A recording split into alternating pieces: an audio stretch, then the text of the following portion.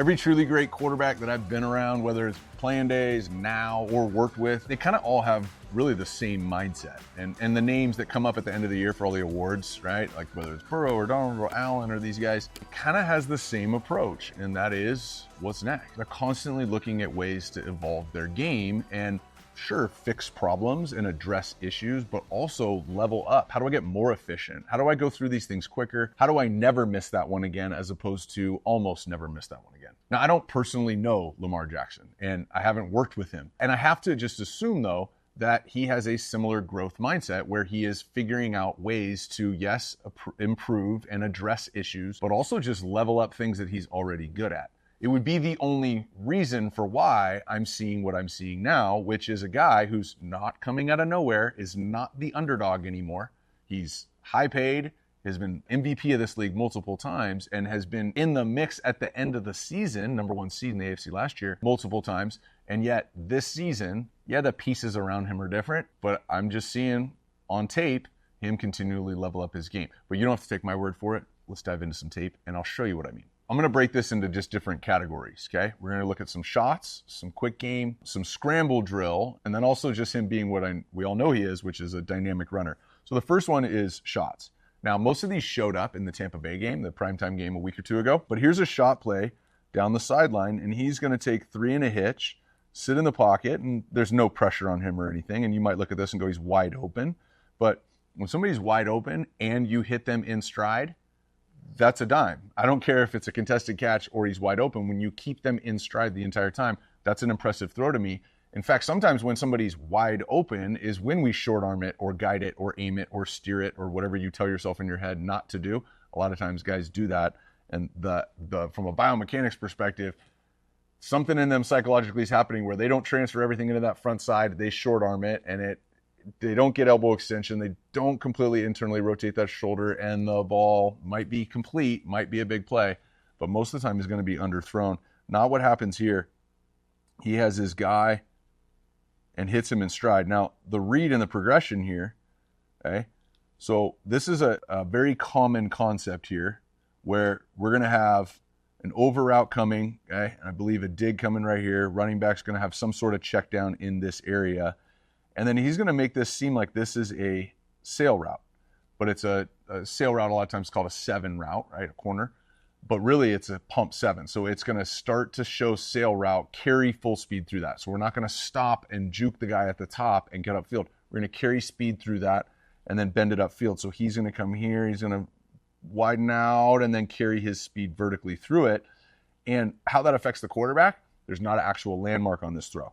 There's not a very specific place that we throw this to and say, hey, run here, and I'm going to put it there. You have to see him come out of that break. So as we watch him from behind and we see what Lamar's seeing,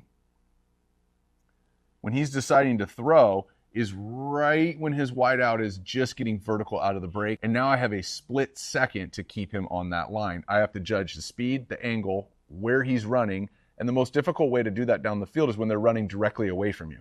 A fade from the outside is not directly away from you. You're keeping him on his line. When he's running a pump 7, he's kind of literally sprinting as fast as he can away from you. So to judge that and put this ball right here in prime time when it's needed, it's a dime. The second element of his game I want to talk about is his ability to make plays when scrambling. Now, running for a big first down or a touchdown, we'll get to that in a second, and there's too many highlights and too many examples to choose from with him. So the athleticism to buy time and escape and run away from people, he's got that, and a handful of guys do. But that's not the impressive part. The impressive part is seeing something that's not open, and then you, with your vision and with the accuracy and where you ended up just telling this guy where to go, because it's not a route, being able to do that in real time is getting real impressive. So again, versus the Bucs, leaves the pocket to the right, okay? And now, if you bring your eyes right here, you'd think like, oh, keep him on a line. I saw Josh Allen do that last year at the Chargers, where he's rolling right and keeps him on the line. I did a breakdown on it, and that's a super high degree of difficulty, super tough throw to make, and it's easy to sail that one. That's not what Lamar does here. Lamar, essentially, on his way out, has the vision to go, dude, come back inside, and then has the ball tell him where to go, and it looks like, oh, it's underthrown. No. He's having a guy running down the field, telling him to basically run a curl almost, and then getting in any of these fast guys in the open field makes a big play.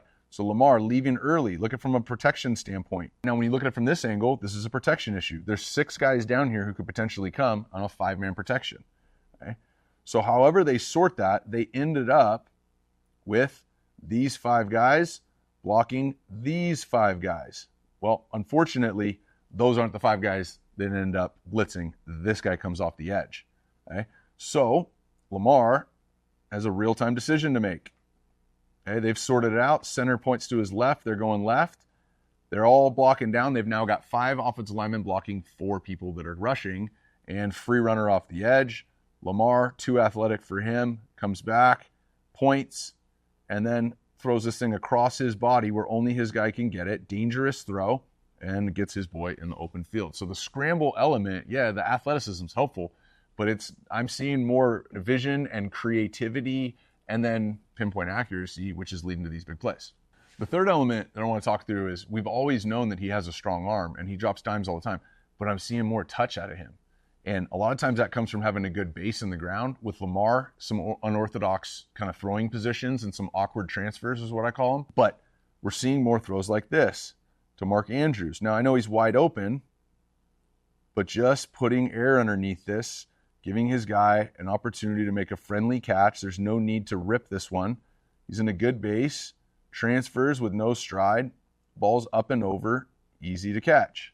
So there's times when we've got to layer it over somebody and that touch is relevant. And sometimes it's, this guy's wide open, there's people underneath, let me just give him a catchable ball, essentially like throwing an alley-oop. I don't want to do a chest pass in basketball and rip an alley-oop up there. I want to give him time to time his jump, go up, get it, and secure the catch. And Lamar is getting much better at that. Now, the last piece is both Lamar and the scheme that they have there is I feel like I've seen Lamar Jackson this season have more runs where he's not getting touched until 8, 10, 12 yards down the field, as opposed to him running between the tackles, taking hits, making plays. Here he is versus the Chiefs. And as you look at this, he's about 11 yards down the field before somebody lightly shoves him out of bounds. So his speed is a huge piece of this, right? They've got a tight end leading on him, so they've got a fast guy instead of a guard pulling that she's just going to outrun. But we're seeing, from a scheme perspective, him continue to evolve as a runner. Now here he is versus the Cowboys. Okay, same thing. Now we're down in that tight red zone. Ball's on the 8. Likely pulling for him again, pinning. And now here's Lamar Jackson with a touchdown run, and Diggs didn't even come close to touching him on that. So I think the evolution for him mechanically, him the way he's seeing the field, also the Baltimore Ravens offense, the evolution for them, designing more runs where we're seeing Lamar not take big hits, but also not even be contacted until 8, 10, 12 yards down the field. That's going to be the key for longevity, for the amount of games that he can stay healthy this season, and ultimately the amount of seasons he can play at this level. All right, so let me summarize this from a statistical perspective, okay? So the Ravens right now are averaging 250 passing yards per game. That's 5th in the NFL.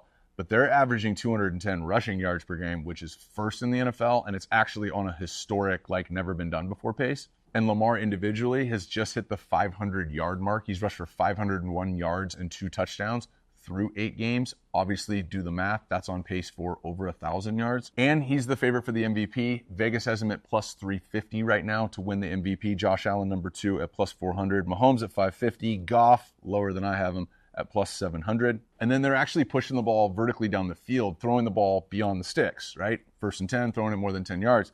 So right now, on throws past the sticks through week 7, he is 1st in the league from a passing grade at 95.3.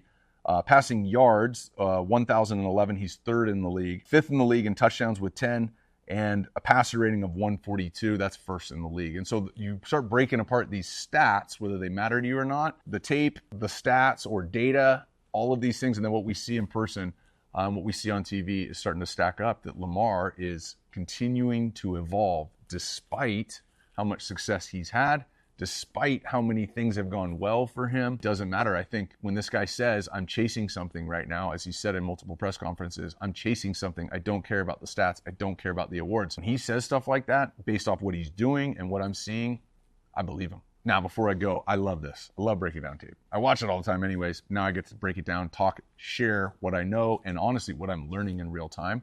And I've got a place where we're putting a lot of this. So if you are a quarterback or have a young quarterback, This is really like our own Discord. There's ongoing communication back and forth here. There's tons of tips and drill videos, our philosophy on movement and workouts that you should do in the off season, workouts you should do in season, mental, emotional. What do we do with other people's opinions? How do we generate confidence? I go really deep, and my entire QB Summit team goes really deep in each of these things. And it's all about making you and maximizing your opportunities and making you into the player that you lay around and dream about being. But now here's more resources at your fingertips on a regular basis to help you speed that process up.